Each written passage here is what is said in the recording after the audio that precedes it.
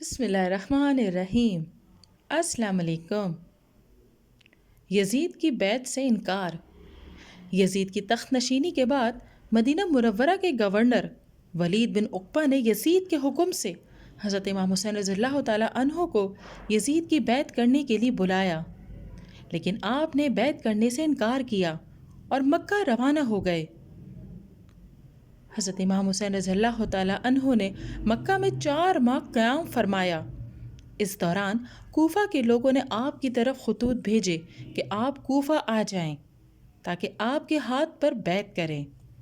آپ کے سوا ہمارا کوئی پیشوا اور امام نہیں، اس لیے کہ یزیدی حکومت میں اسلامی اقدار کی پامالی ہو رہی ہے اور اسلامی احکامات کا تمسخر اڑایا جا رہا ہے۔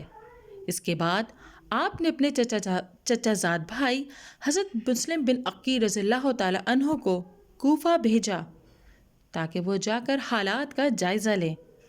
اس دوران یزید کو حضرت مسلم بن عقیل رضی اللہ تعالیٰ عنہ کے آنے کے بارے میں اطلاع دی گئی۔ پھر یزید نے کوفہ کے گورنر حضرت نعمان بن بشیر رضی اللہ تعالیٰ عنہ کو معزول کر کے عبید اللہ بن زیاد کو گورنر مقرر کر دیا اور حکم صادر کیا کہ حضرت امام حسین رضی اللہ تعالیٰ عنہ کے نمائندے مسلم بن عقیل کو قید یا قتل کیا جائے۔ اسی دوران مسلم بن عقیل نے حضرت امام حسین رضی اللہ تعالیٰ عنہ کو اطلاع دی کہ آپ کوفہ آ جائیں اور کوفہ کے لوگ میرے ہاتھ پر آپ کی بیعت کر چکے ہیں۔ ادھر ابن زیاد نے مسلم بن عقیل کو شہید کروا دیا۔ حضرت امام حسین رضی اللہ تعالیٰ عنہ اپنے اہل و عیال کے ساتھ 8 ذی الحج 60 ہجری کو مکہ مکرمہ سے کوفہ کے لیے روانہ ہوئے۔ 24 دنوں کا نہایت طویل اور کٹھن سفر طے کر کے 2 محرم الحرام 61 ہجری کو کربلا پہنچے۔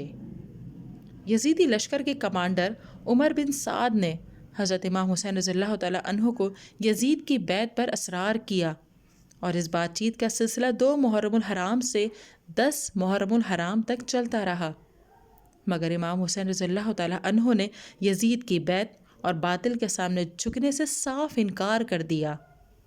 بالآخر 10 محرم الحرام 61 ہجری کو حق اور باطل کا معرکہ ہوا، جس میں حضرت امام حسین رضی اللہ تعالیٰ عنہ اپنے اہل و عیال اور جانثاران کے ساتھ بھوک اور پیاس کی حالت میں شہید کر دیے گئے۔ اسی طرح حضرت امام حسین رضی اللہ تعالیٰ عنہ نے دین اسلام کی سربلندی اور کلمہ حق کی برتری کے لیے عظیم الشان قربانی دے کر عالم اسلام کے لیے ایک مثال قائم کر دی۔ عراق کا شہر کربلا، جو آج کل مشہور شہروں میں شمار ہوتا ہے، وہاں حضرت امام حسین رضی اللہ تعالیٰ عنہ کا روضہ مبارک واقع ہے اور وہ آپ کی آرام گاہ ہے۔ ناظرین، اگر ویڈیو پسند آئی ہے تو اسے لائک کیجئے، شیئر کیجئے، کمنٹ دیجئے اور چینل کو سبسکرائب کیجئے۔